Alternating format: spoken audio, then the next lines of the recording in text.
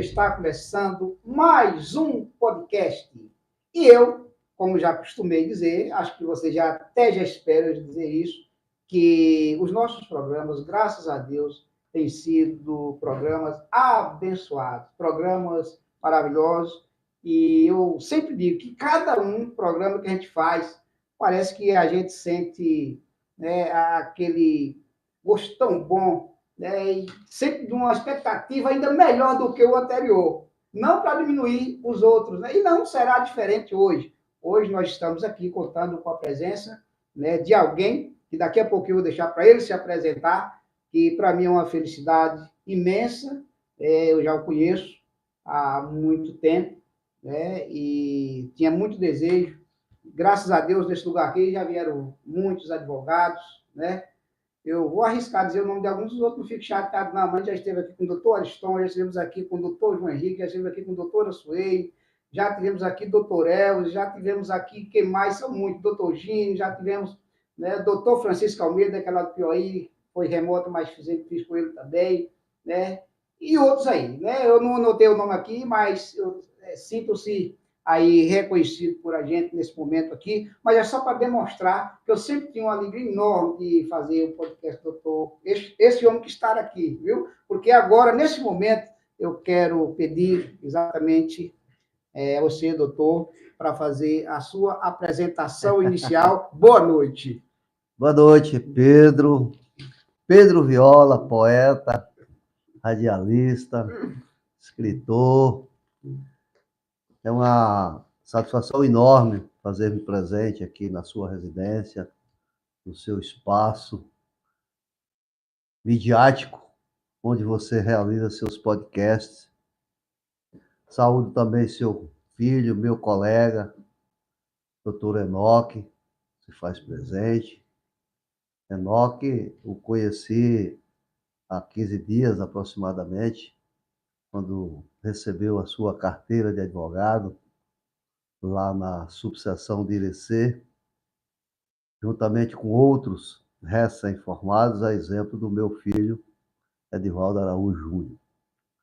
Saúdo também, Cindy, aqui a nossa doutora enfermeira, companheira do nosso colega Enoque, e saúdo os seus ouvintes, os participantes desse evento. Me apresentando, eu sou Edivaldo Araújo, advogado, milito em Irecê, na região e na Bahia, desde março de 1983, há 42 anos, portanto, de forma contínua e ininterrupta, no mínimo 8, 10 horas por dia. E me sinto muito a cavalheiro para lhe dizer, Pedro, de que faço a advocacia por prazer e a considero como sendo um sacerdócio.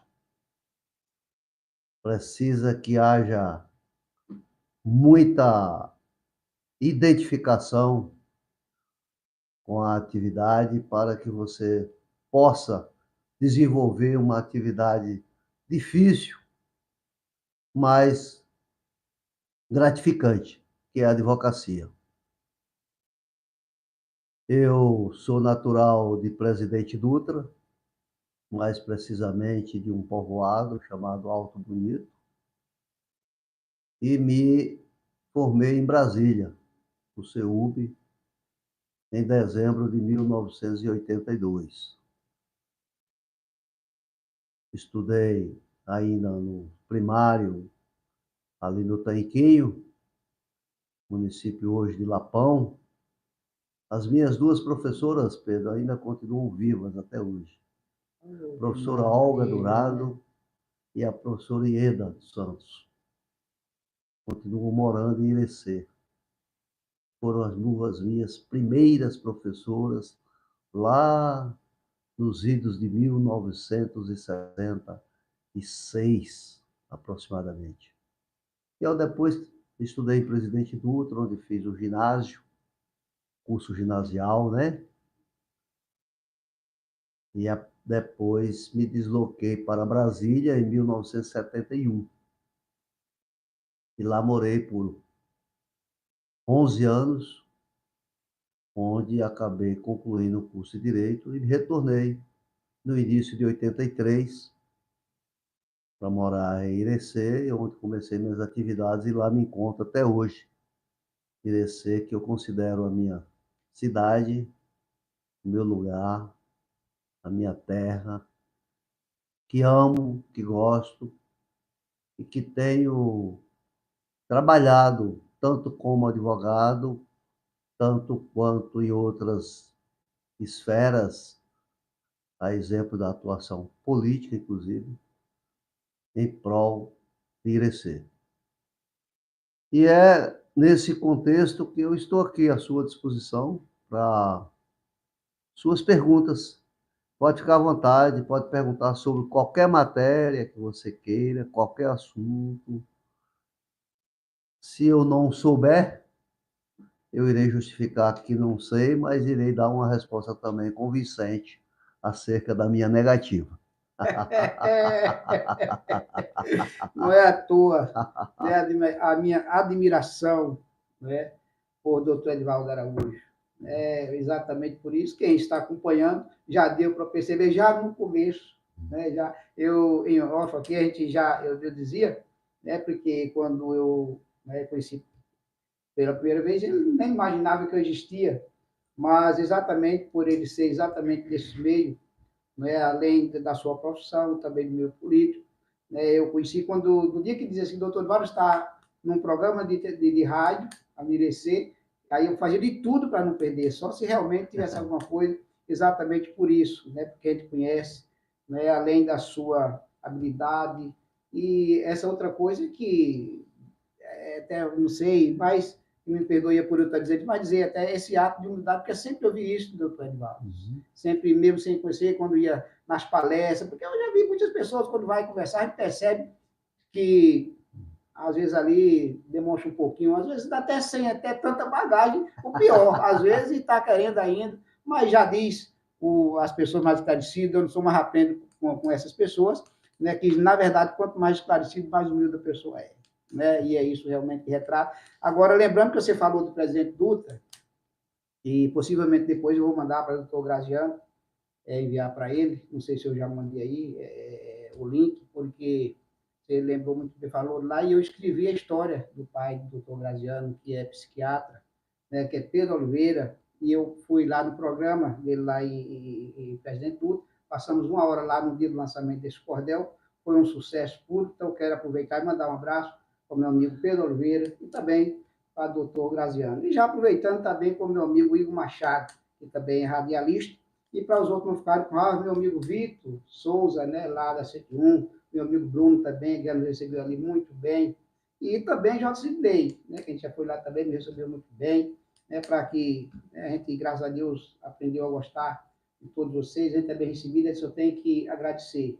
Também ao meu amigo daqui de Central, acabei esquecendo de não trabalhar em outra rádio, que eu fui, mas quando a gente não anota, acontecem essas coisas. Mas a gente fica muito feliz, né, pela atenção aí das pessoas. Pois é, doutor, então, né, graças a Deus, feito essa apresentação, já quero aqui, né, começar perguntando, como você já me deu essa liberdade, né, porque a gente sabe que você foi presidente da OAB, né, de subseção ali de Irecê por 15 anos, né, inclusive, um dia lá também como você falou, do meu filho Enoque, eu estive lá presente, né, e depois eu concluo essa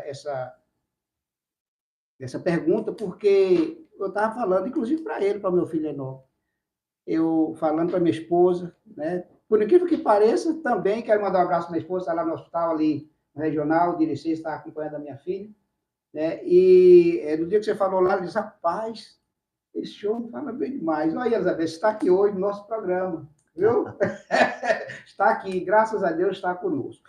E então a gente sempre teve aí esta admiração pelo doutor. E aí a gente lá naquele dia estava falando para nós, né, da sua alegria, da sua satisfação, está bem com o seu filho. Eu digo, olha, meu filho, interessante como é as coisas. O doutor Divaldo, que é o homem que já tem esse tempo que atua na área, já tem, graças a Deus, tudo isso, e ver a alegria, né, em estar ali com o seu filho. Imagine eu, como eu estou aqui hoje, né, com meu esposo, que eu vi ali a sua satisfação, e esse vínculo familiar também é uma riqueza, né, muito grande. Mas, como eu ia perguntando, doutor, e aí, durante esse tempo, durante esses 15 anos, né, como é que você descreve a importância, né, dessa subseção ali em Irecê? O que ela realmente pode também representar, né, para os advogados? Né? Gostaria que o senhor falasse um pouco a respeito disso. Pois não, Pedro. Inicialmente, eu quero também mandar um abraço aqui para Pedro Oliveira, que é meu amigo também, lá de Irecê, assim como Graziane. Então, eu tenho assim a grande satisfação de cultivar esse relacionamento com o amigo Pedro, assim como muitos outros conterrâneos lá da cidade. Mas, Pedro, com relação assim à minha atuação à frente da OAB, como disse, comecei a advogar em 83.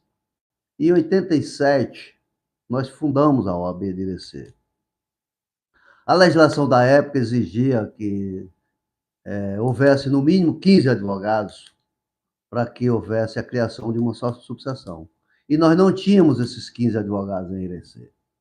Nós tivemos que buscar colegas na região, a exemplo do saudoso Antônio Pires Maciel, aqui de Irecê Central, e de Jeová Brasil, ali em Chique, saudoso Osmar Rodrigues de Araújo, em Barra do Mendes. Enfim, nós buscamos o mínimo de advogados possível na região e criamos a OAB. No primeiro momento, o doutor Oswaldo Novaes, muito conhecido também, foi o presidente interino por um ano, até 1988, e eu fiquei como secretário. E logo na eleição seguinte, os colegas me distinguiram com essa qualidade, né, de presidente. Me confiaram a representação e eu fiquei por um longo período. Não porque eu quis ficar propriamente, mas existia um certo desestímulo dos colegas da região no que tange à mantença da entidade. Então, foi necessário que alguns advogados e advogadas da época se predispusessem a levar adiante a administração da OAB, subseção de Irecê.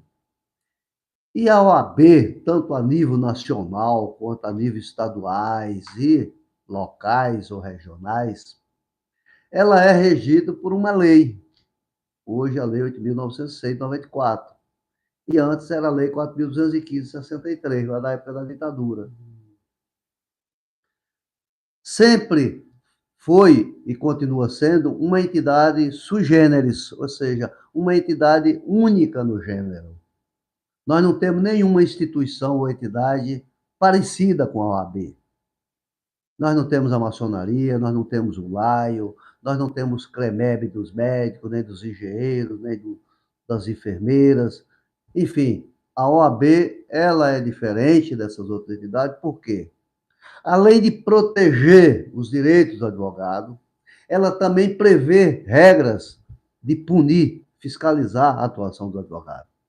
Então, ela protege, mas ela protege os advogados que agem corretamente, dentro da lei, dentro da legislação, observando o código de ética e os ditames da legislação.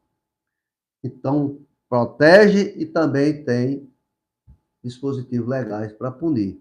Mas, além disso, o trato com os profissionais da advocacia, a OAB também ela defende intransigentemente a democracia, o Estado democrático de direito, direitos humanos, a justiça social, o meio ambiente. Então, a OAB ela tem uma um lastro de atuação bem mais abrangente do que as demais entidades de classe. E eu sempre tive a noção clara dessa importância da nossa entidade. E nós não podíamos, de forma alguma, fraquejarmos no que tange à manutenção da entidade. Daí porque fiquei, sim, ao longo de 16 anos na OAB como presidente. E para mim é uma alegria, uma satisfação enorme saber que hoje nós temos mais de 800 advogados e advogadas vinculadas à subseção da OAB de Irecê, e que lá atrás nós tivemos dificuldade de reunir 15 advogados para fundá-la. E,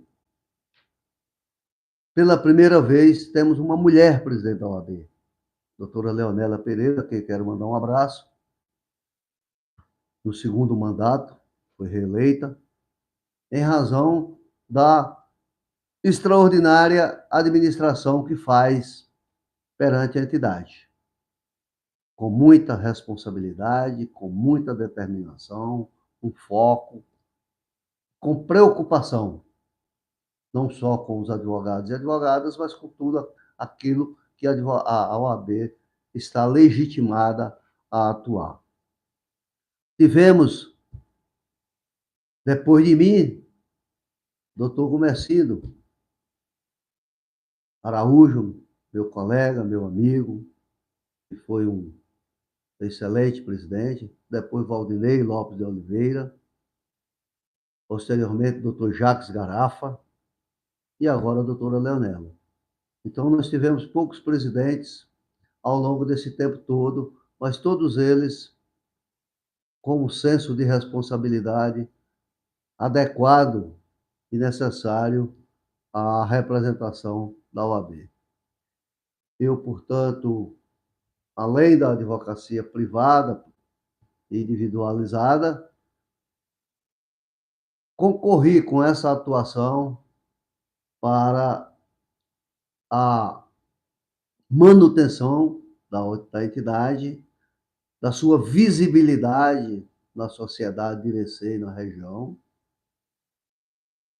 E me sinto, portanto, gratificado em as pessoas ainda reconhecerem essa atuação que tive. Passei ainda no Conselho Estadual como conselheiro, que também me envaidece. Não um envaidecimento individual, com a satisfação própria, mas poder também haver podido fazer algo dentro do conselho da entidade. E hoje sou um admirador e frequentador das reuniões da entidade, sempre que posso, frequento, participo com minhas opiniões e colaboro naquilo que for possível, porque reputo a OAB como uma entidade extraordinária, inclusive para a defesa dos mais necessitados. Haja vista que a OAB também pode atuar institucionalmente nessa seara. Eita, que maravilha! Então, né, uma importância realmente enorme, né, e como eu sempre digo, o nome do nosso, que para nós fazemos nesse podcast é também informação, né, cultura e informação, porque, como eu sempre gosto de dizer, a informação, ela traz para a gente, né, um sentido muito importante aí na nossa vida, né, porque a gente toma conhecimento de coisas maravilhosas. Para quem está chegando agora aí para acompanhar, quer dizer que nós estamos aqui conversando com o doutor Edivaldo Araújo, da cidade de Irecê, né? Apesar de não ser natural lá, mas mora lá há muitos anos, né? Que ele falou da Pregenduto, mas ele mora ali.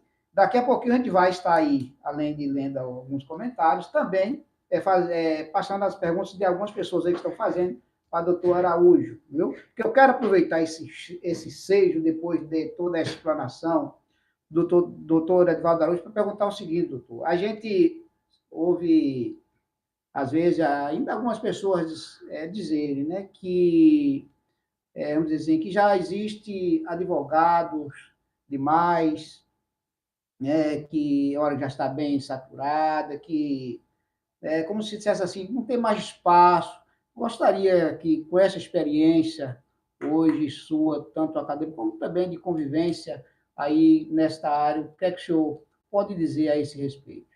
Pedro, veja só, as coisas evoluem, as pessoas se desenvolvem, tudo está em movimento, no sentido de evolução. Então, esse quantitativo de bacharéis de direito, até mesmo de advogados, ele é um fluxo natural, assim como é dos médicos, dos engenheiros, das enfermeiras, não é? Mas pelo fato do curso de direito ser um curso assim bastante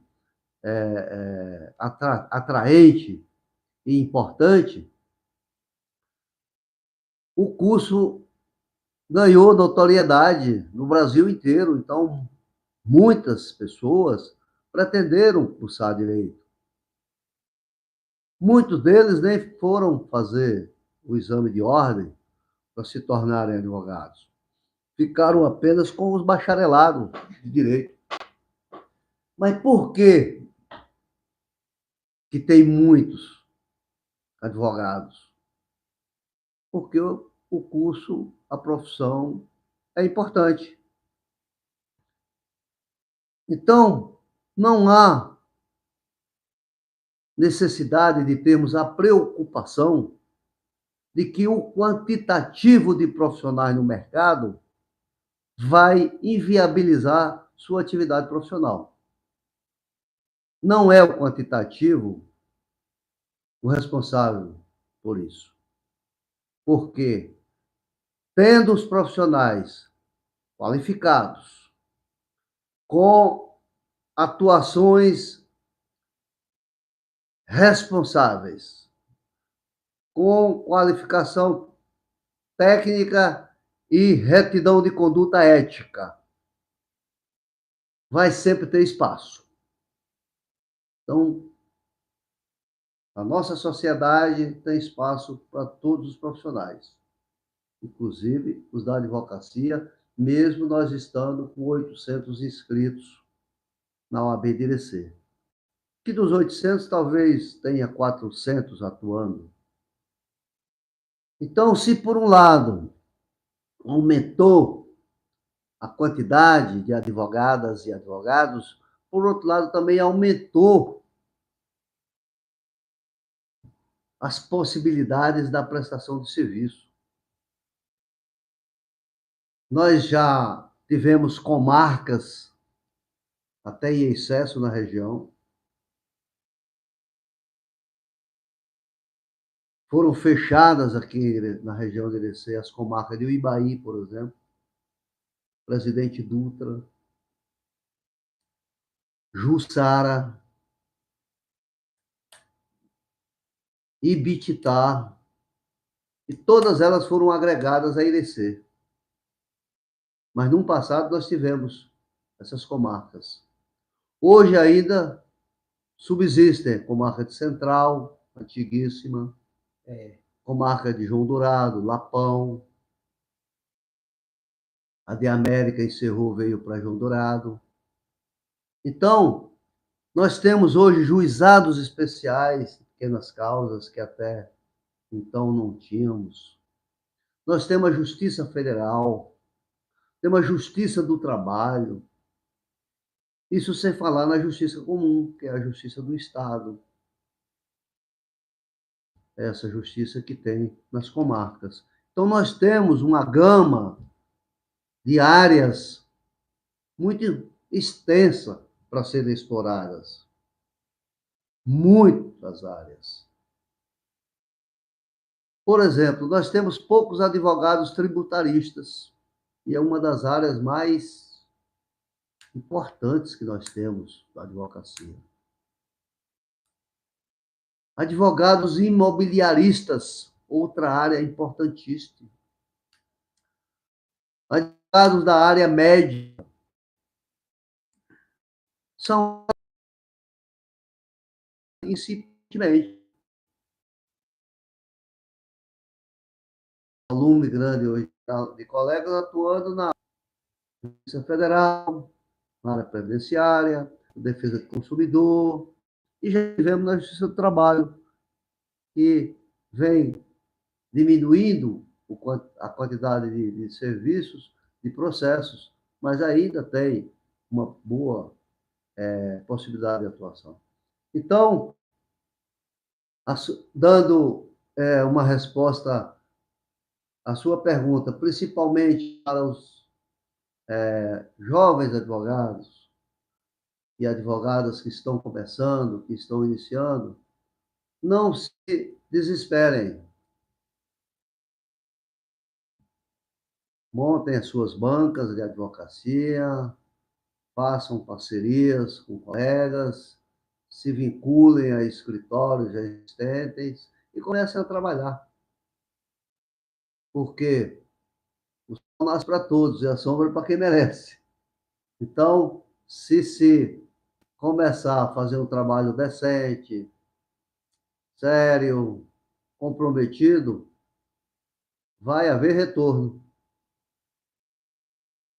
Respeitar o cliente, valorizar o cliente, porque esse cliente é quem vai fazer a sua propaganda, a sua divulgação. É uma pena que hoje existem as famosas captações de clientes, que são feitas muitas vezes pelo celular, Instagram e outras mídias, mas faz parte. Agora, não há propaganda melhor e mais eficiente do que a propaganda feita pelo seu próprio cliente, que é que vai dizer para o amigo dele, para o parente dele, para o vizinho dele, que você é um bom advogado. E o bom advogado não é sempre aquele que se diz saber tudo. Não é. O bom advogado é aquele que dedica à causa, com responsabilidade, com cuidado, com ética e se esforçando para obter o êxito desejado. Eu costumo sempre dizer, Pedro, que o advogado é o primeiro juiz da causa. Por quê? Porque a legislação é a mesma. Eu vou trabalhar com uma legislação que o juiz também vai trabalhar, que o Ministério Público vai trabalhar. Então, eu tenho que ter uma consciência profissional de tal porte para que eu possa, no diálogo franco, sincero com o meu cliente, poder dizer a ele da possibilidade de êxito ou não. Mas não posso garantir. Não posso garantir, porque quem vai julgar é um juiz, ou uma juíza, ou um tribunal, ou colegiado. Então, o resultado, o advogado nunca que pode garantir para o cliente. Nunca, jamais. Até porque a atividade do advogado é uma atividade de meio, não é uma atividade de fim. Você se compromete a trabalhar, a utilizar sua inteligência, sua sapiência, seus conhecimentos, sua sinceridade, enfim, tudo que você puder que seja ilícito em favor do seu cliente. Mas não podemos garantir.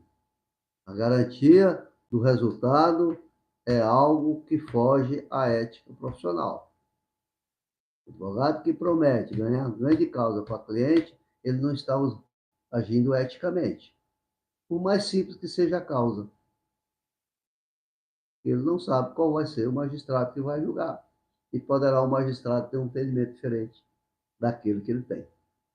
Então, é nesse contexto, Pedro, que a gente faz uma atuação profissional e acredita, no meu caso, acredito, que tenho cumprido com o meu dever, cumprido com a minha obrigação. E a prova cabal disso é que eu continuo com o meu escritório aberto. 42 anos depois, abre 8 horas da manhã e fecha 6, segunda a sexta-feira. Continua aberto. Hoje, diferentemente do passado, em que nós trabalhávamos individualmente, sozinhos, hoje nenhum advogado trabalha sozinho. E aí já falo aqui para Enoque, meu colega, seu filho, se junte a alguém, faça parceria com alguém, não fique sozinho. Porque quando você se junta com alguém, você ensina e você aprende. É uma mão de via, é uma via de mão dupla. Ninguém sabe tudo. O colega pode lhe ajudar. Muitas vezes você se identifica numa área criminal, por exemplo, o outro se identifica na área de família, o outro se identifica na área previdenciária. Eu hoje lá no meu escritório, por exemplo, tem mais a doutora Ellen Rocha, a quem mando um abraço, é colega previdenciarista, qualificada, capacitada e atua na área previdenciária. Tem o colega Dr. Salmos, que atua mais na área de defesa do consumidor, a quem também mando um abraço. Doutora Ana Mel, está comigo há pouco tempo, mas já está demonstrando sua capacidade também na área de defesa do consumidor. Doutora Carol, que mais está atuando mais na área imobiliária. E agora, mais recentemente, Edivaldo Júnior, meu filho, que já está me ajudando em quase todas as áreas, ali fazendo um pouquinho de cada coisa, até ele se descobrir e dizer qual é o caminho que quer seguir. Isso além de colaboradores, a exemplo de estagiários, que nós também temos. Então, é preciso hoje você ter uma banca de colegas para que possa atuarem de maneira diversificada. Caiu o telefone lá que estava gravando.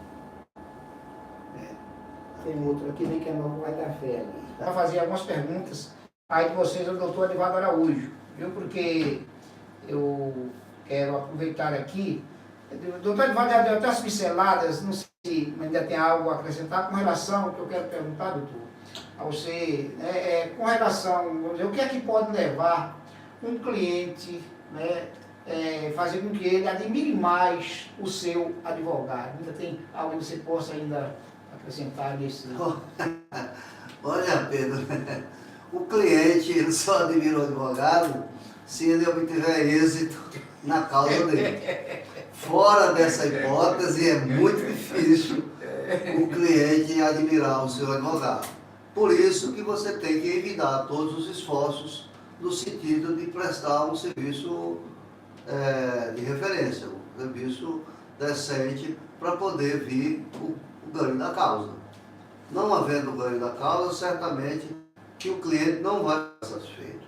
Pelo máximo que você se esforce, não tendo êxito, o cliente vai sempre ficar aborrecido. E nós sabemos que essa conduta do cliente, ela faz sentido. Mas é preciso agir com seriedade quando você atende e quando continua acompanhando o processo com o seu cliente. Eu tenho a obrigação de dizer para o meu cliente, olha, essa causa sua aqui eu estou trabalhando, mas ela é uma causa ruim.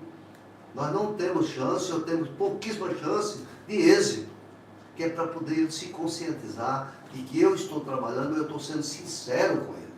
Eu não estou enganando ele. Então, essa conduta é preciso ter, sob pena de você ser execrado, de você ser desrespeitado, de você ser exposto, até mesmo perante a sociedade. Então, o que eu devo dizer mais aqui acerca dos cursos, do curso de Direito, como de resto outros cursos, trazer uma informação recente de hoje, de ontem, viu, Pedro? Você sabe que a educação no Brasil está muito mercantilizada. O que significa isso? Tem muitas faculdades que não têm muita preocupação com o ensino, com a qualificação do ensino aos alunos, de modo a que, quando terminem o curso, eles tenham uma preparação mínima para o trabalho. E isso vale para a medicina, vale para a engenharia, vale para direito. E agora, de ontem para hoje, tem uma notícia aí nas redes sociais, na imprensa, de que o MEC estabeleceu umas alterações, umas regras do ENAD, para proibir cursos EAD, à distância, para direito, medicina, odontologia, psicologia. Então, alguns cursos, a partir de agora, não serão mais ministrados à distância. Obrigatoriamente terão que ser presenciais. Me parece uma decisão muitíssimo acertada do MEC para valorizar o aprendizado, valorizar a aplicação da grade curricular. Porque nós sabemos, Pedro, que nós temos muitos profissionais que saem da faculdade absolutamente jejunos, ou seja, sem saber nada. Pessoas que saem de lá com um título de bacharel, mas não têm a preparação mínima para o exercício da profissão. Lhe dou um exemplo. Em São Paulo, o Conselho Regional de Medicina de São Paulo, há uns 4 anos aproximadamente, ela fez uma prova e convidou os concluintes do curso para fazerem a prova, como se fosse um simulado, parecido com o exame de ordem da OAB. O exame de ordem é um exame para valer, é obrigatório e tem que ser feito no Brasil inteiro. E é sempre feito na mesma data, e é padronizado e tal. Se não passar, não vira advogado. Tem que passar na primeira e na segunda fase. Antes, conclui o curso e é apenas bacharel em direito.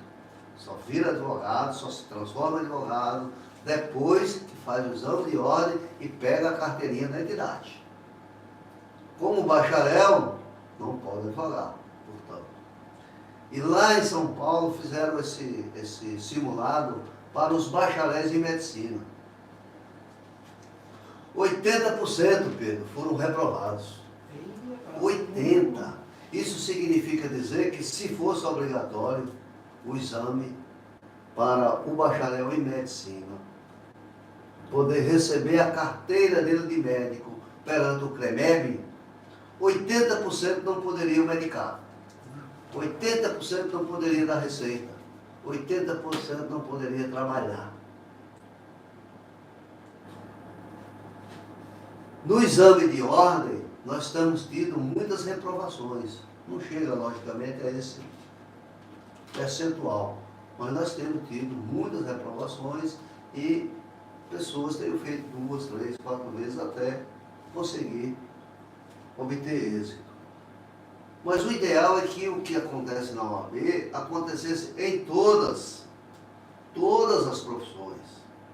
O engenheiro, para se inscrever no Conselho Regional tem um CRECI, fazer a sua prova.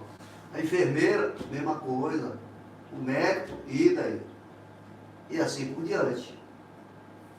Aí nós teríamos como se fosse um selecionamento obrigatória e natural para o exercício da profissão.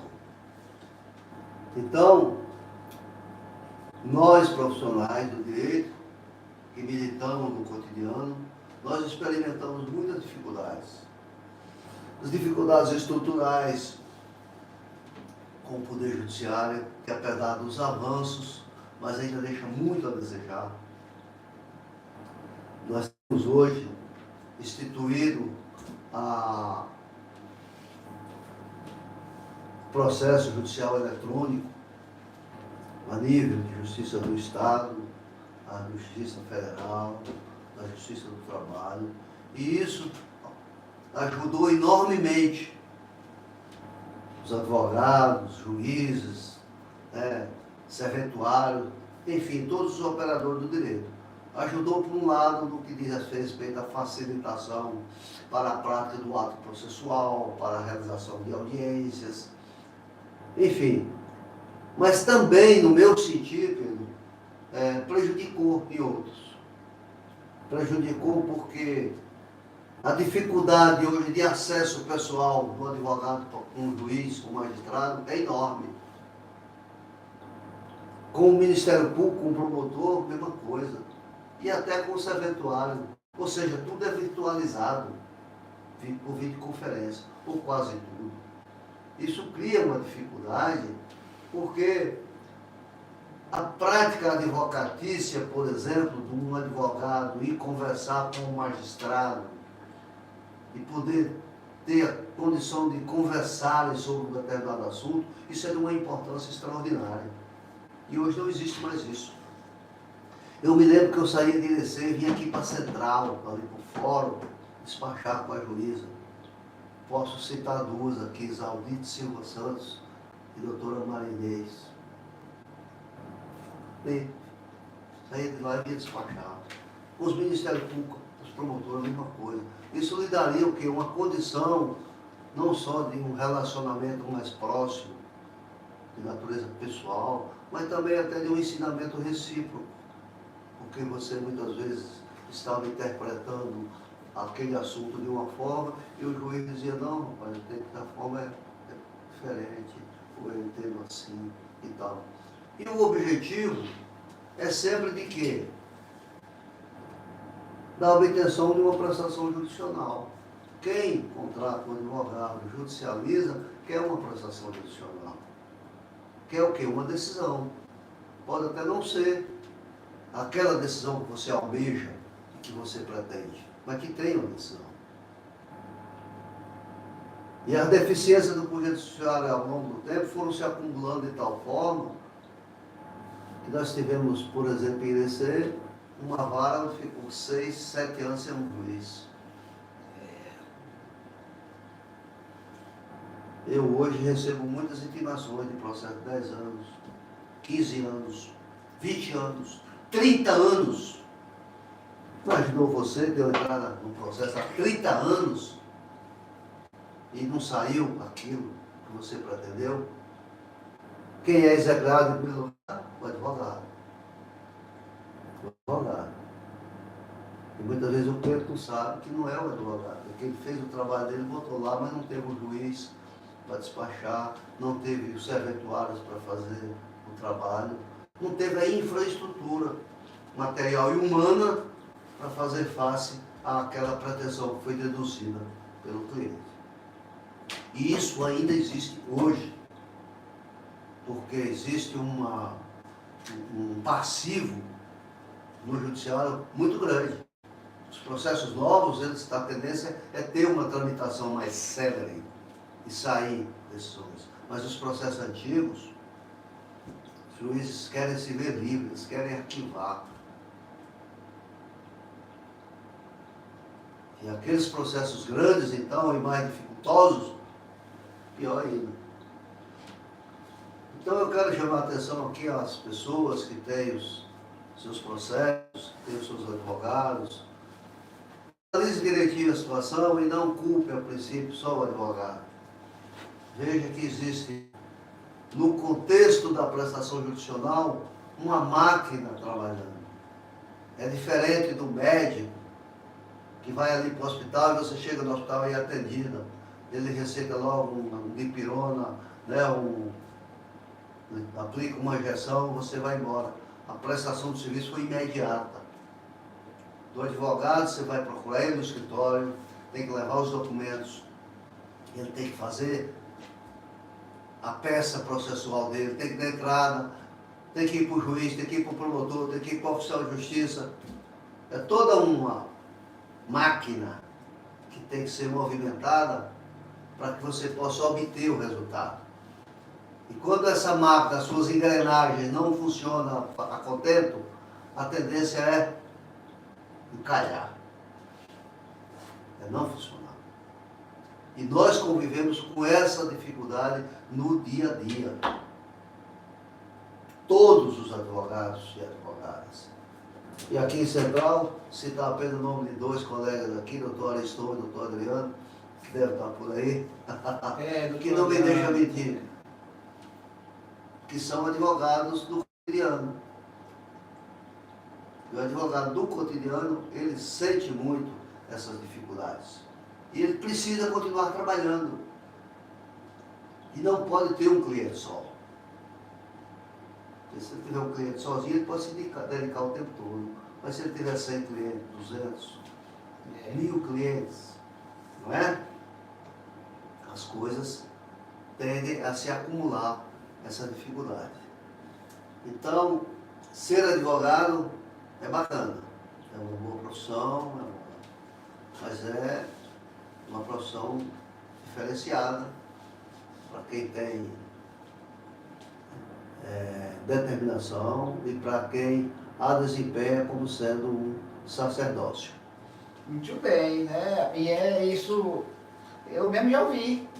Às vezes assim, muita concepção que passa na maioria das pessoas que não tem esse conhecimento é de achar que o advogado é que não está querendo que as coisas, né? Aliás, falando do doutor Ariston, não sei se eu falei, também já veio aqui no nosso programa, também doutor Dudu e também o doutor Suézia, né? Que Suézia hoje é vereador, mas também é advogado, né? Que também já veio no nosso programa, né? Então, aqui temos a Adi Rocha também, que está acompanhando a gente, Pedro convidado, nosso amigo Adão Rocha, ali em Brasília também, boa noite, meu amigo Pediola, Josafá Gonçalves da Silva, parabéns, poeta, pela pessoa aqui, Josefa Gonçalves da Silva, parabéns pelo seu convidado, essas entrevistas maravilhosas, obrigado. Depois eu volto a fazer as perguntas, porque eu ainda tenho mais umas aqui para fazer, doutor Edvaldo, que eu quero aproveitar aqui o mais que a gente puder aqui, porque, doutor, é o seguinte, hoje Irecê, como já a gente, ali tem um nome, na verdade, que é a capital do feijão, ainda permanece, né? Capital do feijão, mas certo é que hoje é uma cidade, é a capital da nossa região, é uma cidade grande, de muitas empresas, né? E também uma população, né, com isso também grande, e consequentemente com isso também aí se vem, né, as questões também, vamos dizer assim, de violência por conta do natural, né, por conta do tamanho da cidade. E eu queria lhe fazer uma pergunta seguinte, dentro dessas áreas aí, que como você atua em 3 delas, né, que tem a trabalhista, né, tem a civil e tem também a criminalista. Tem alguma dessas assim, que tem uma demanda que é maior, ou essas demandas se dão muito de acordo com os processos que são feitos? Como é que funciona? Aproveitar aqui essa oportunidade que a gente tem aqui para levar esse esclarecimento para muitas pessoas. Olha, as demandas são muitas em todas as áreas, todas. Os advogados, eles buscam, logicamente, atuar nas áreas que ele possa ter uma resposta mais rápida por parte da justiça e de satisfação ao cliente. Mas nós temos as demandas muito consideráveis nas áreas criminal, possível,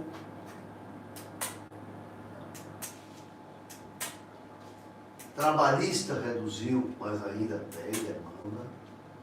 Então, nem sempre o Poder Judiciário está preparado para dar uma satisfação à altura daquilo que a sociedade espera e deseja. Peguemos como exemplo a área criminal. Se você analisar aqui em Central, na comarca, certamente que na vara crime de Central, nós devemos ter aí centenas e centenas de processos. E não são processos de ontem, nem de anteontem, nem do ano passado. Nós temos processos aí de 5 anos, 6 anos, 8 anos, 10 anos, 15 anos, que ainda estão tramitando. E que não houve ainda a prestação judicional adequada para a sociedade saber o que aconteceu por parte da justiça daqueles crimes que ocorreram. E em Irecê é diferente. Irecê é uma cidade de 80 mil habitantes, é uma capital, como você disse, principalmente de prestação de serviço e de comércio. Lá de Feijão hoje nós só temos o nome e o obelisco lá de frente ao Banco do Brasil, em homenagem àquela época áurea do plantio do feijão. É um monumento que a gente tem que admirar e respeitar, porque foi e ainda é, depois de décadas passadas, ainda conhecida como a capital do feijão. Mas Irecê hoje não produz, em termos de agricultura ou de hortifruti granjeiro, quase nada, por muito pouco. Até porque a área territorial de Irecê é muito pequena. Né? Irecê é prestação de serviço e comércio. E temos um pouquinho da agricultura, a área rural muito pequena, e não se planta quase nada no município de Irecê. Agora, na região de Irecê, sim, né, nós temos um hortifruti granjeiro muito forte, plantação de cebola, de cenoura, de tomate, irrigado, né, muito intensa. É o maior fornecedor do Norte-Nordeste de hortifruti granjeiro, a região de Irecê. E os maiores produtores são Rio Dourado, Lapão, Canarana, América, né? Mas que tudo, de certa forma, ganha o nome assim como fosse Irecê produzido. E isso é muito bom para nós. E esse afluxo de pessoas para Irecê, por exemplo, faz com que ocorram muitos delitos. Né? Todo dia tem crime, todo dia, crime grave, crime mais, menos grave, de pequeno potencial ofensivo, mas todos os dias tem. Então a delegacia é topada de gente, advogado trabalhando. Nós temos 2 juízes criminais, 2 varas crime de Irecê. Uma da vara do júri, né, dos crimes contra a vida, e a outra vara de tóxico, entorpecente, crimes de outra variedade. Nós temos 2 juízes, 2 varas, 2 cartórios, e não dá vazão ao quantitativo de crime. Hoje, por exemplo, existem muitos crimes na seara doméstica, na violência doméstica, regulados em regra pela Lei Maria da Penha. Tá? E a sociedade tem que estar preparada, inclusive, para essa situação de instabilidade e de violência. Principalmente na Bahia, né? Nós estamos no 10º ano seguido como campeão da violência no Brasil. Uma coisa vergonhosa, inaceitável. A Bahia ter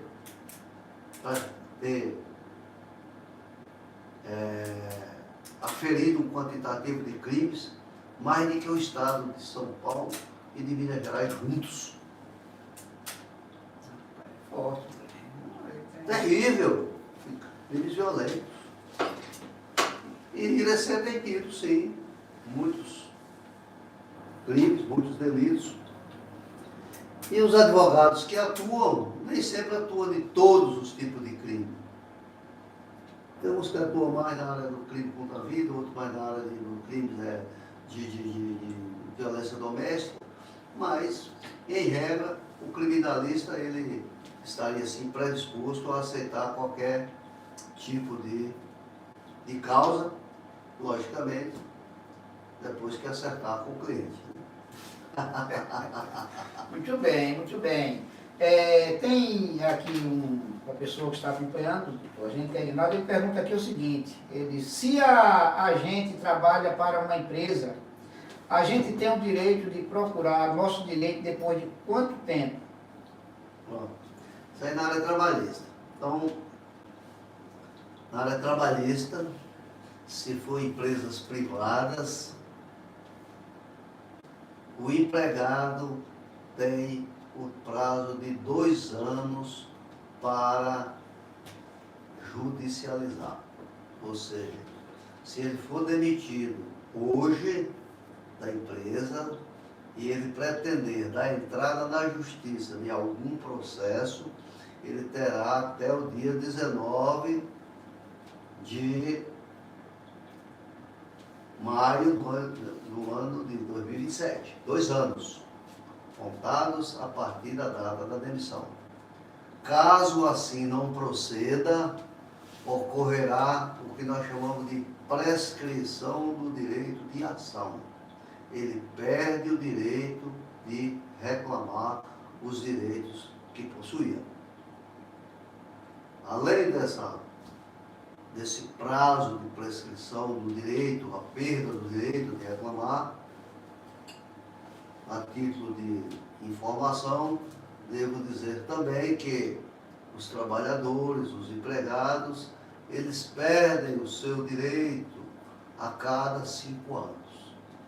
Ou seja, se você está trabalhando há 10 anos numa empresa e você nunca gozou férias, nunca as recebeu, nunca recebeu o 13º, você for reclamar, você não vai receber os 10 anos. Você só vai receber os outros 5. É uma prescrição parcial, como nós chamamos. Prescrição quinquenal. Então tem esses 2 institutos que militam em favor do empregador. E é preciso que os empregados estejam atentos nesse particular, para que também não sejam mais prejudicados ainda. Muito bem. Então está aí, Ginaldo, a resposta do doutor, viu? E eu quero até aproveitar aqui, doutor, para já fazer uma pergunta.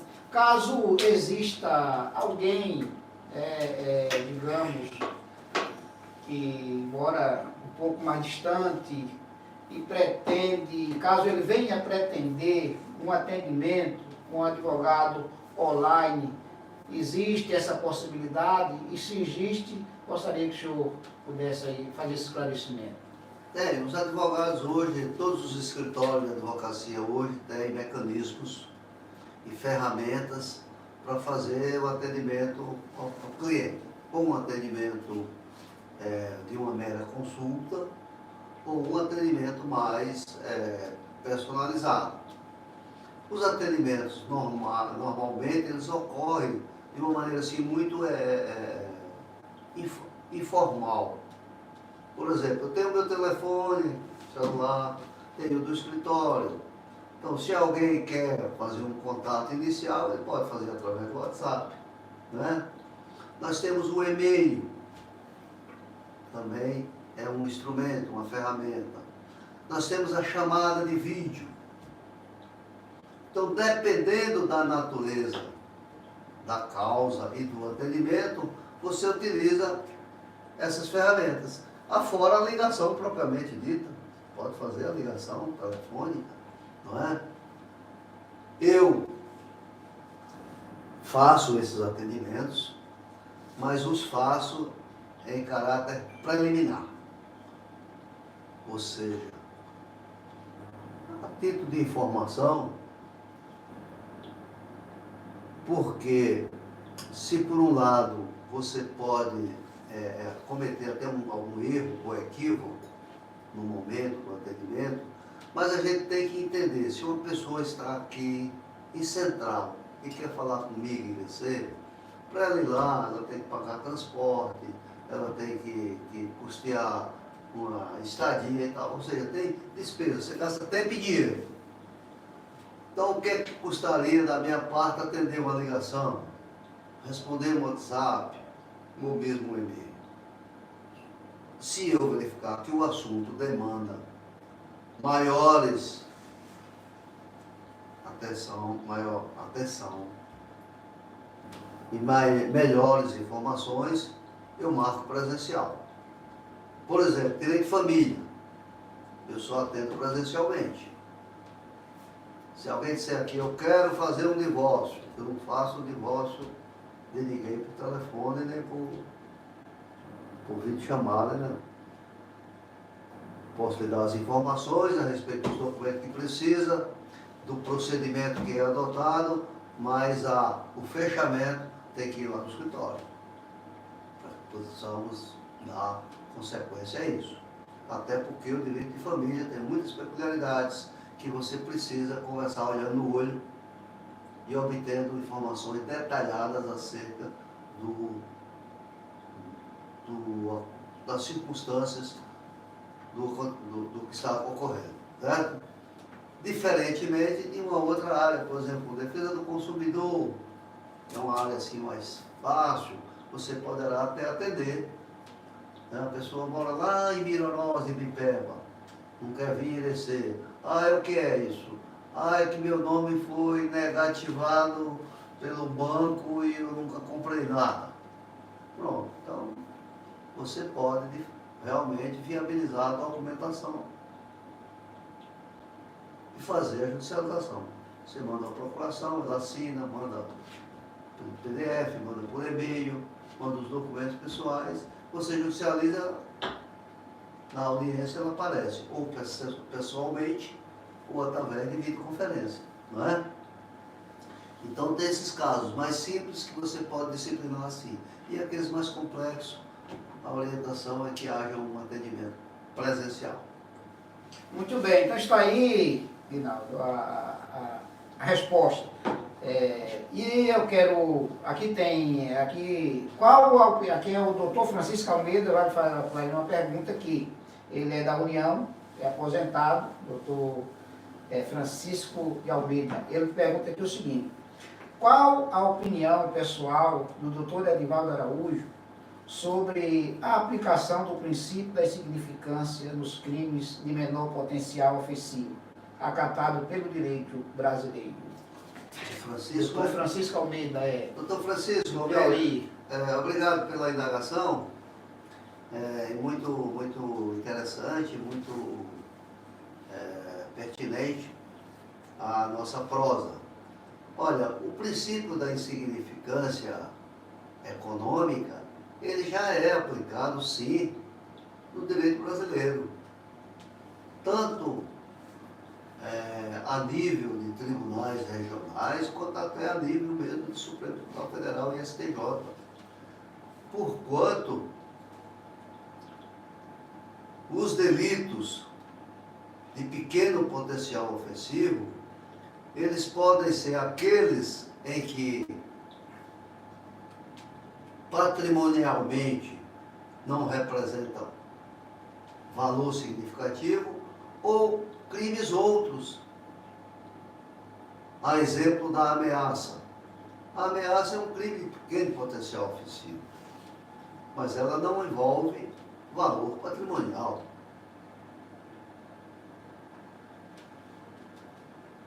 Se há um crime de furto em que o autor se apodera de um bem para se alimentar, por exemplo, um crime de cunho famélico, o cidadão pegou algo no supermercado ali, um pacote de bolacha para comer porque estava com fome. No princípio da insignificância, qual é o valor de um pacote de bolacha? Um valor significante.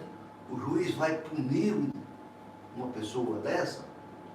Não pode nem deve punir. Tem que aplicar, sim, o princípio da insignificância. E se for nesse contexto da fome, ainda vem a justificativa de saciar a necessidade de comer. Então, existe sim, doutor Francisco, a aplicabilidade do princípio da insignificância econômica no direito brasileiro, e eu entendo como sendo por demais necessária, haja vista que vivemos num país ainda de pobres, de necessitados, de carentes. E vez por outra nós estamos ouvindo e vendo pessoas serem consideradas criminosas porque se apoderaram de bens de pequeno valor econômico.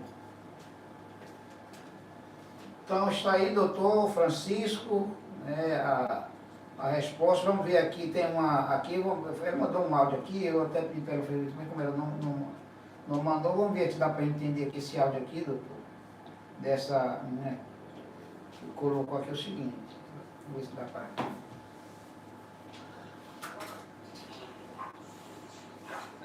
Boa tarde, doutor Nair. Até faça uma pergunta para ele, depois eu respondo. Diga a ele. E a Nubank, pegou conta no local, e para sua pena. Disse que era Nubank, lá dentro da compra que eu fiz. E aí ele mandou eu acessar lá o aplicativo, eu não sei que resultado. Foi R$900 que eu transferi para ele. Não transferi mais porque não. Coloca. Tu faz um texto. Pedi para você, mas não escreveu o texto para a gente mostrar o áudio. Deu para entender tudo? Mais ou menos aí o que ela. Não deu para entender o áudio, meu nome dela? É Jane. Dona Jane. Não deu para entender. Eu ouvi apenas que, acho que o Nubank fez um débito de R$900, é isso? E pediu para entrar no aplicativo, no banco, para reclamar. Eu não entendi. Se porventura puder esclarecer melhor, porque responder sem entender pode ser que eu venha laborar em equívoco. Sem açúcar. Olha, Jane, a gente, às vezes, por isso que eu fui para fazer o textozinho, porque às vezes o áudio dá isso, né? Às vezes o áudio não, assim, talvez não fique bem claro, né? O que deu para a gente, mais ou menos assim, foi que, né, a Nubank, né, usou uma forma e você usou o aplicativo, mas aí fica aquela história, será que foi a Nubank, será que, né? Então, mas de qualquer modo, em atenção ao seu áudio, vocês sabem que eu sempre procuro aqui, com todo cuidado, dar uma atenção a todo mundo, fica essa uma questão aí do nosso respeito, né, a vocês. Temos aqui ainda a Maria da Paz, que é boa noite, poeta, estou acompanhando, parabéns, acompanhando Maria da Paz em Aracaju, Sergipe. Obrigado, minha amiga Maria da Paz. Um abraço aí para todos aí de Aracaju. E o psicólogo Juan Lima aqui pergunta: qual o tempo máximo que uma pessoa tem para fazer um BO por danos morais? Veja só quem é a pessoa. Aqui é o psicólogo Juan Lima. Juan, na verdade, o BO, ele deve ser feito o mais rapidamente possível após a ocorrência do fato tido como delituoso, tido como criminoso. Então, a orientação é ser feita o mais rapidamente possível. Por quê? Porque nos crimes contra a honra, normalmente eles são iniciados ou por queixa, crime, ou através do BO. Num crime de... Crime aqui, cadê aqui, Juan? Pessoa que tem para fazer um BO de danos morais. Num crime de danos morais. O dano moral, para ser caracterizado, tem que existir o fato, o nexo da causalidade e o prejuízo. Então, se você vai tentar pleitear uma reparação por dano moral, por exemplo, porque alguém lhe xingou, alguém lhe desrespeitou moralmente, você tem que fazer esse BO o mais rapidamente possível, porque esse BO, ele tramita de uma forma célere.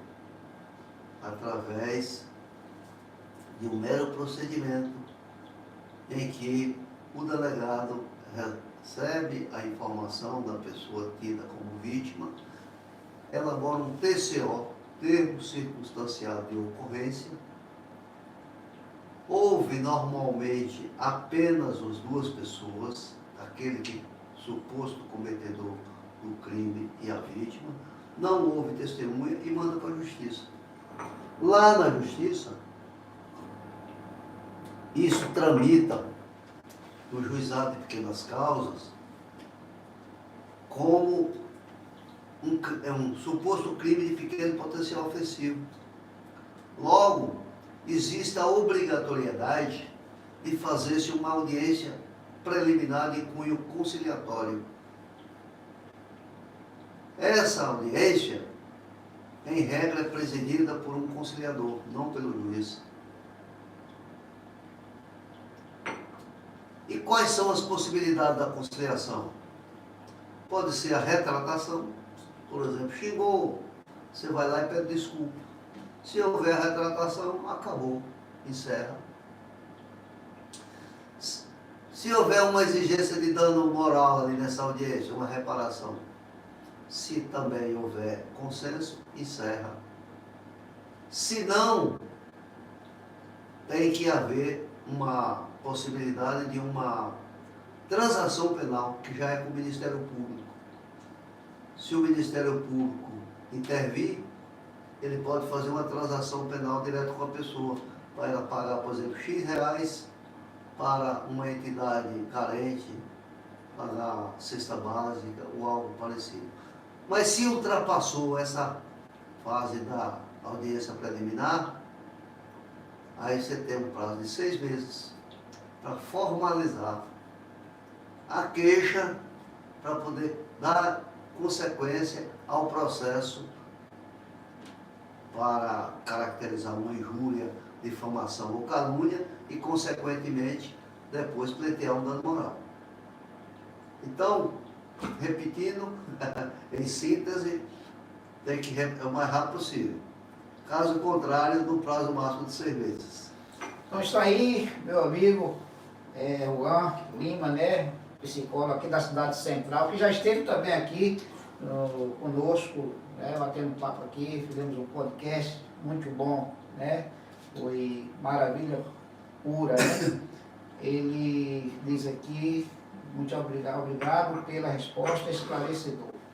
Obrigado, meu amigo. Peço Miguel também acompanhando a gente. Doutor, quero aqui ainda, para aproveitar, para perguntar o seguinte. Existem, vamos dizer assim, ações que têm um tempo, digamos, mais demorado do que outro, ou isto tem muito a ver com relação ao processo, ou não? Olha, Pedro, a Constituição Federal, ela tem um dispositivo que diz que o processo ele tem que ter um tempo razoável para terminar. Ou seja, é um direito de quem judicializa, de quem demanda, de quem busca a prestação judicial, ter uma resposta por parte da justiça num tempo razoável. Mas não diz que razoabilidade é essa. Então, o que nós temos, na verdade, é ter uma possibilidade de um processo de natureza de jurisdição voluntária. O que é um processo de jurisdição voluntária? É um processo que não tem litígio. É um processo que não tem o outro lado litigando. Você pode, por exemplo, requerer um alvará. Seu pai, por exemplo, faleceu, não deixou patrimônio nenhum e deixou ali um dinheiro. Você vai requerer aquele alvará para você tirar o dinheiro. Então não tem ninguém litigando com você. Então, esse é um processo de jurisdição voluntária. Esses processos de jurisdição voluntária, que não tem litígio, a tendência deles é andar mais rápido. Pela própria obviedade da tramitação. Mas aqueles processos que tem litígio, que tem os dois lados litigando, divergindo, demandando, a tendência é esses processos se protraírem no tempo. E não tem tempo pré-estabelecido na legislação para terminar. É por isso que nós temos processo de 20 anos, 30 anos. E temos umas peculiaridades nos processos também. Você pode ter um processo, um litígio, por exemplo, aqui na comarca central, e que a justiça aqui decidiu. Eu e você litigando. Não é? E aí a justiça deu um ganho de causa para você. Por exemplo, uma disputa ali de uma área de terra. Eu digo que é minha, você diz que é sua, e nós vamos disputar. Aí a justiça lhe dá ganho de causa, aqui central. Eu recuo, faço um recurso, Tribunal de Salvador. Buscando o quê? Que o tribunal reforma a decisão do juiz aqui. Aí suponhamos que lá em Salvador eu ganho. Você ganhou aqui e eu ganhei em Salvador. Está valendo o quê? A minha. Eu ganhei lá no órgão superior. Aí você disse, não, eu não aceito, não, eu vou recorrer para Brasília. E entra com recurso. Aí. Então, esses processos que têm recursos acerca das decisões, combatendo as decisões judiciais, a tendência deles é demorar um tempo enorme.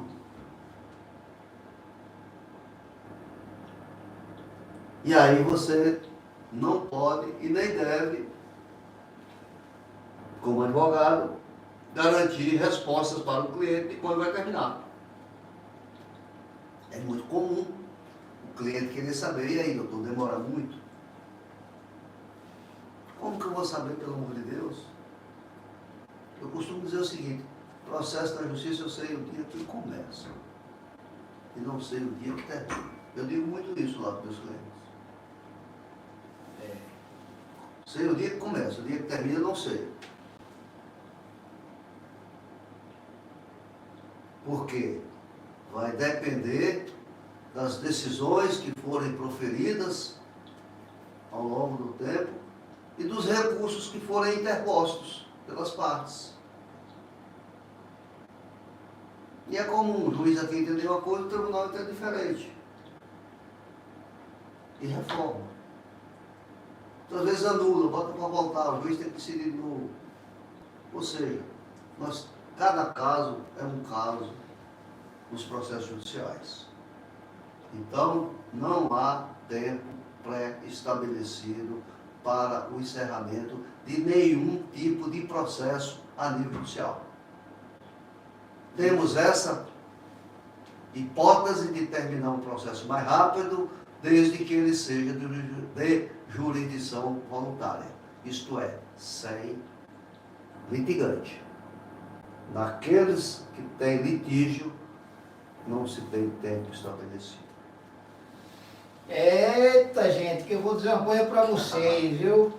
Esse podcast, pelo amor de Deus, viu, gente? Porque isso me leva a pensar o seguinte, né? Como a gente sabe que em todas as áreas, por mais que pese a gente ter que dizer, né? Talvez tenha algumas pessoas que talvez se delejam um pouco e não procuram, talvez se aprofundar mais na questão do conhecimento, porque isso mostra também que a pessoa tem que saber quem está procurando e, ao mesmo tempo, também sabendo que há, vamos dizer assim, todas essas possibilidades aí, duras, mas verdadeiras, e que o advogado precisa ter a coragem que o doutor Edvaldo está tendo aqui para externar isso, né, de forma, vamos dizer assim, sincera e segura. Eu tenho certeza que quem está acompanhando o nosso podcast, e aqueles que irão acompanhar depois, tem muita gente que só acompanha o nosso podcast depois, uns trabalham, outros, mas é o seguinte, eu tenho certeza que está sendo muito proveitoso, muitas informações. Nós estamos chegando praticamente ao final. Eu quero dizer até aqui que a gente, não é fácil para a gente até elaborar, às vezes, perguntas, né, para a gente fazer, principalmente nessa área, que entra a área aí, né, da justiça, para um advogado, e sobretudo para o advogado Edvaldo Araújo. Não tem sido fácil, mas espero que essas perguntas que a gente tenha feito aqui tenha servido para eu, pelo menos, e aí talvez eu me diga, foi você que fez, né? Mas eu estou me sentindo satisfeitíssimo, eu estou, não sei, porque é claro que o Edivaldo Araújo sabe talvez consertar coisa, mas são respostas aí que, sinceramente, eu acredito que hoje aqui foi uma palestra importante, foi um momento importante. E antes de finalizar, é claro que eu vou deixar o doutor Edivaldo Araújo com as considerações, não até para acrescentar mais alguma coisa, mas eu quero, antes disso, ler aqui. Hoje eu estava vindo descer agora à tarde, e eu pensei, eu digo, rapaz, eu vou escrever pelo menos umas 6 estrofinhas aqui, fazendo alusão aqui ao doutor Edivaldo Araújo. Então, eu quero ler aqui, só lendo aqui, que a minha amiga Arlete Caetano também fez um comentário aqui, cumprimentando com boa noite. E Juan, mais uma vez eles aqui, parabenizando pelo podcast, dizendo que as falas foram muito importantes. Obrigado, Juan. É o que eu também estou sentindo, né? Eu pude perceber. E também Benedito Cesário também, aí, né, já participando aí.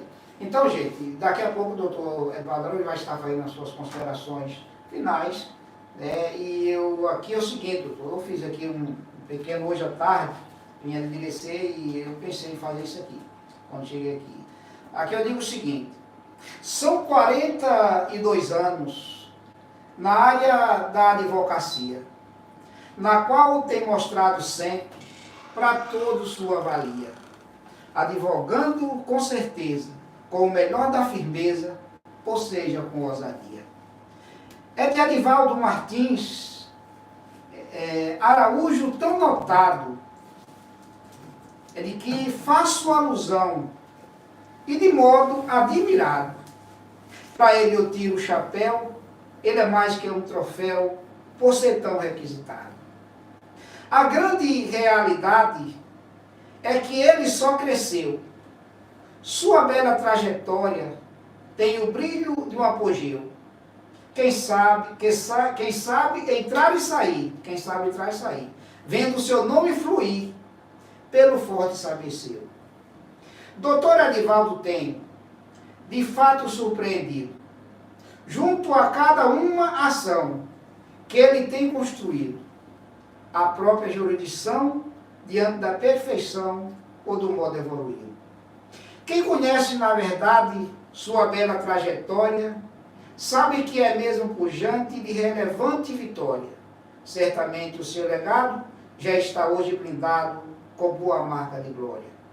Aliás, eu finalizo este pequeno cordel dizendo para o doutor Edivaldo Homem Fiel que seu lindo biográfico há muito já está no gráfico de egrégio menestrel. Poeta Pedro Viola, como eu sempre posso citar, na cidade de Central Bahia. E aqui eu passo a você esse pequeno cordel aí que a gente fez com toda a simplicidade, sabendo do seu merecimento, o que a gente pôde fazer. E aqui, doutor Edivaldo, olha, eu vou dizer uma coisa, eu acredito, não vou dizer que o senhor não sabe, que, pela sua experiência, mas, olha, do fundo do meu coração, eu estou me sentindo regozijado, viu, da sua presença aqui, dessa consideração que o senhor nos deu, de ter vindo a envelhecer, para fazer esse podcast. Isso aí, para mim, isso é uma coisa importante. Tenho certeza que meu filho Enoque, quero aqui também agradecer a Enoque, que tem me dado suporte sempre aqui nos meus podcasts. Eu disse para ele, você pode ver tudo, agora não me deixa. Não deixou, né? Esse ele não me deixou, né? Porque ele é quem me acompanha aqui, quem me auxilia de maneira maravilhosa, né? Então, agradecer a toda a minha família, né? A minha filha Sara Viola, que está ali também no Hospital Regional, de estar internada. E eu, aliás, eu até disse aqui da alegria do doutor Edivaldo lá no dia do seu filho também, junto com meu filho, ali no dia de receber a carteirinha. E às vezes eu digo para as pessoas, com relação aos meus filhos, alguém me perguntou essa semana, né? Seus filhos todos já fizeram faculdade?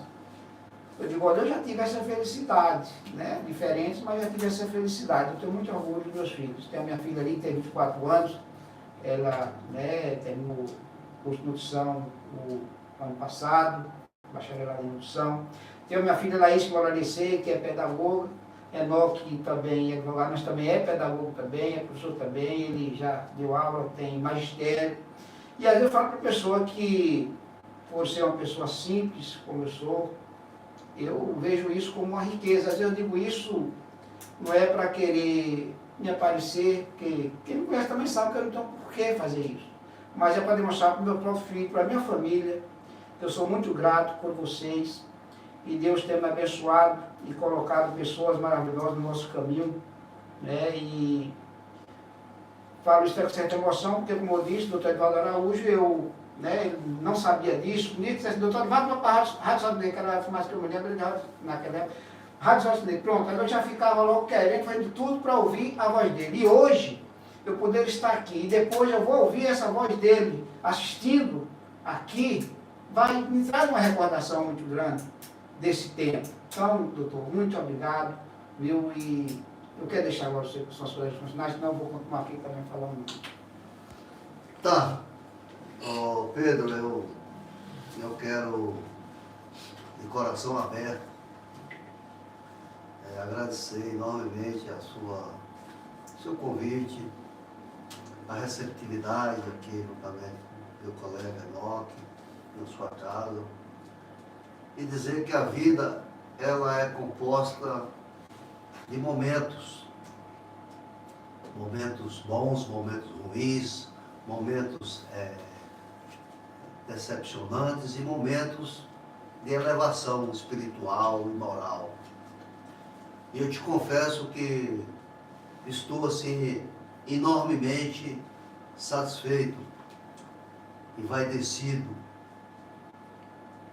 pela sua predisposição de elaborar esse cordel aqui, usando o meu nome, com todas essas narrativas de qualidades positivas, e dizer que eu irei guardar e irei agradecer, primeiro a Deus, pela vida, pela saúde, pela família, e agradecer pelas possibilidades, pelas oportunidades. E aqui foi hoje uma oportunidade de conversar contigo, que repito, professor, escritor, cordelista, poeta, radialista, pessoa preocupada com a vida, preocupada com aquilo que nós possuímos de mais valioso, a família, como você há pouco citou, os seus filhos, todos eles encaminhados e qualificados, e você, ainda jovem, aqui nessa banca, prestando um serviço inestimável à comunidade. Você aqui não está ganhando nada, você está gastando alguns trocados para fazer um trabalho cultural. E nós precisamos valorizar isso. Então, a minha vinda aqui, ela está coberta assim de satisfação e alegria. Se tu precisar de mim outra vez, em outra oportunidade, eu virei com o maior prazer. Porque acho que, neste momento aqui, se eu não ajudei, eu não prejudiquei ninguém. Se eu não ajudei, não prejudiquei. O propósito foi, portanto, de prestar uma colaboração, uma ajuda para a sociedade, para as pessoas que nos ouvem. E, portanto, como você mesmo colocou aqui no seu fone, esse bate-papo que nós estamos concluindo, que considero como tendo sido uma boa prosa,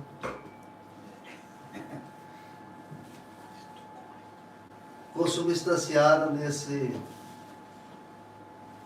texto maravilhoso que você acabou de me presentear. Te agradeço a você, a Cindy, a Enoque, mais o pessoal da família, por esse momento de alegria e de paz. Muito obrigado. Muito bem. Eliege também acabou de entrar aqui também, né? Programa Cultura e Fé. Boa noite, amigos. Estamos acompanhando. Pois é, gente. Só tenho que agradecer também a vocês que estiveram nos acompanhando, viu? Vocês que irão nos acompanhar depois, sintam-se todos abraçados. Muito obrigado e que Deus continue nos abençoando. Um forte abraço a